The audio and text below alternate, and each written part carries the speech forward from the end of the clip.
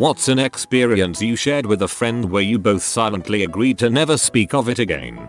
Nothing too crazy, but my best friend has never kissed a guy and she was afraid she would mess it up, so she begged me to teach her first. I'm a girl BTW. I agreed and I knew she was nervous, so we had a few glasses of wine first and then we tried to practice. I lean in to kiss her and she giggles, which makes me laugh. After several unsuccessful tries we actually managed lip contact for about half a minute. I was really proud of her because I knew she was nervous. She suddenly bursts into tears and gets snot all over me and cries about being a bad friend asking me to do this. I probably shouldn't have given her too much to drink, haha. We never speak of it only because we know we will just laugh too much and she's mortified. Apologies, I tend to ramble.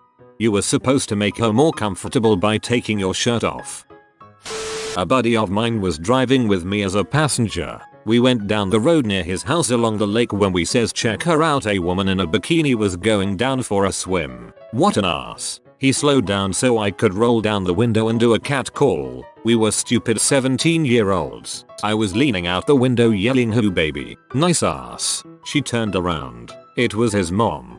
A nice ass is a nice ass. Probably made her day. Fricked my female friend at her brother's birthday party. I finished all over a huge beanbag. After we got cleaned up and everything, we hung out. Her brother and his 11-year-old friends come running in. They start jumping on the beanbag that we forgot to clean. After jumping, most of them have noticed the wet spots on each other. We told them we spilled water and have not had a conversation about it to this day. In grade school, a friend tried to make his pee hole bigger with an Allen key. I told him he shouldn't try, but he did anyways. There was blood. It was pretty fricked up. He just wrapped his dong in toilet paper and nothing was said of the incident ever again. I.F. Semi-drunkenly hooked up with one of my guy friends who died known for a long time. He has a really tiny penis, maybe 2 inches 3 inches erect. He was really nervous about it, but I didn't really mind since he was quite good at oral. The next morning we were cuddling in bed and he begged me not to tell any of our friends about our hookup or his size. We are still good friends and his secret will always be safe with me. Small secrets are easy to keep. Went streaking with my male friend while very drunk. His big T-Ted girlfriend decided to join in the nudity. I say she has nice tea once they are revealed. Friend decides he doesn't like me ogling her jumblies and decides to fight me. Drunken nude wrestling. He doesn't like me ogling her jumblies. Haven't heard that one before. Back in middle school, a friend both girls, used to sit on the couch in my basement and use one of those giant yoga balls to press into each other's crotches to get off. It felt great, and we would softly talk dirty to each other the whole time. This happened 2 or 3 times. She came over. Haven't talked about it since. She came over. Degrees. When I was nearing the end of my freshman year of college, a few friends of mine dropped acid one Sunday afternoon. The acid was apparently very strong and all but one of them went off trip-a-dip-a-diddling on their merry way. The one I speak of got stuck in his own head and was found wandering through the halls, buck-ass naked, with a blank expression on his face. Oh, and I also forgot to mention, this was during family visit weekend. Anyways, after a couple friends and I grab a towel and corral my fried out friend into a dorm room, he proceeds to sit on a bed and stare out the window, still completely naked. Being the responsible person I am, I realize that he is so out of touch with reality to the point that he may accidentally hurt himself if left alone, so I tell the gathering crowd that I'll stay with him and they can go enjoy the beautiful Sunday Santa Cruz afternoon. I then grabbed the nearest smoking device and got incredibly high while I had to stare for hours at my naked friend on LSD while he worked his way out of his psychedelic pickle. Several people casually walked into the room, stared at my friend, stared at me, laughed and then turned around and left. During this time, a few hours into my marathon pot-laden babysitting venture, he looked over at me, stood up to put his pants on and said that was freaking weird. We haven't mentioned it since. You are a good friend. Was probably 7 years old, best friends, house playing the racket, and we caught his mom giving my dad a BJ, proceeded to act it out and get caught by them. They were P but agreed to say nothing on the agreement. We said nothing to our other parents. Didn't really help. Both marriages were crap. I was drinking heavily with my sister's boyfriend and we woke up spooning naked in bed. On a college trip abroad, best friend and I head up to our hotel room. Get asked by one of our tutors to get our other tutor from his room. Knock on the door. Realize it's ajar. Sheepishly head in quietly. Big bag of coke on the bed with lines on the sideboard. Glance at each other. Shake heads. Walk out. Get pizza. At his house at around the age of 13. We are making tea and I open the cupboard for a mug. Inside is a Tupperware box with a large square tin foil packet, around the size of a 0.5 kilo bag of sugar, and a bunch of little bags of brown powder. I take the cups out and close the cupboard and don't say a word. 10 years on and we've still never discussed it, and I don't think I've talked about it with anyone else either. Interestingly, his dad is a lovely bloke, and has been a very hands-on father despite divorcing from my friend's mum. My best friend and I saw the Spice World movie when it was still in theaters. We never speak of it. I don't care what anyone says. That movie is hilarious.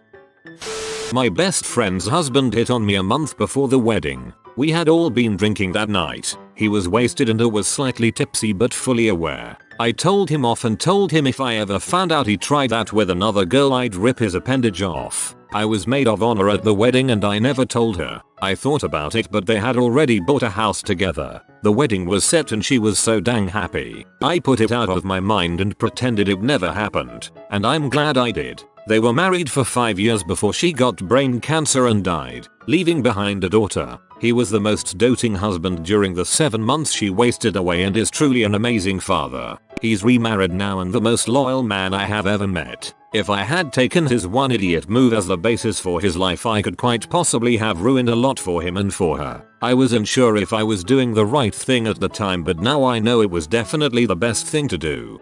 I'm sorry your friend died, but gosh it's nice to hear a story, beginning the way yours did, where the assumed prick B redeems himself at the end.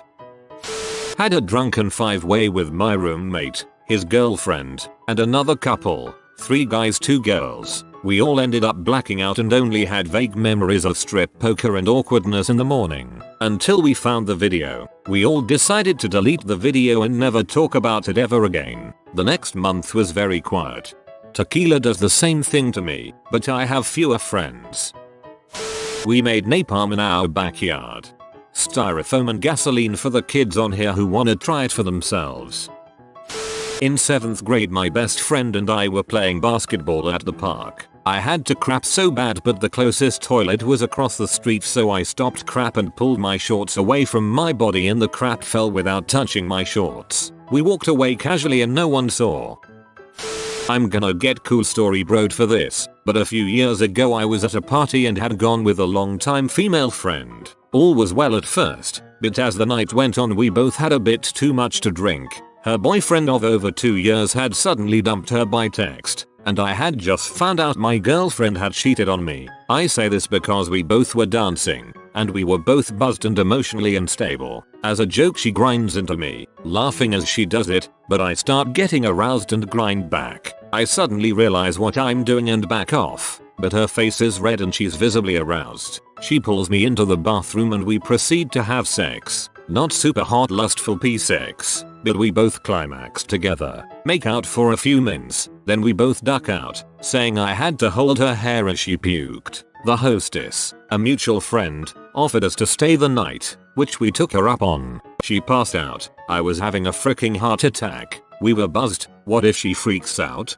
Did I just ruin a 7-year-long close friendship just to make my dong feel good and to pee off our exes? A million things ran through my mind. I eventually nodded off. I woke up an hour later with her sprawled on me, which is fine. We've shared a bed more than a few times. She wakes up and blinks, looks at me and goes, "What the frick? Buy me dinner first next time, dork." She ends it with a laugh but my face must have been ghost white. She hugs me and says 2 consenting adults had sex. Plus hey, better someone I know and trust rather than some weird butthole who might have tried some crap. We're still friends. Okay, if you need to be alone I understand. I hug her back and ask her if she's up for some IHOP. All is well. We're still the best of friends and hang out regularly. That was about 2 years ago, and we both haven't said a word about it, though I still blush when I hear buttons by Pussycatdles.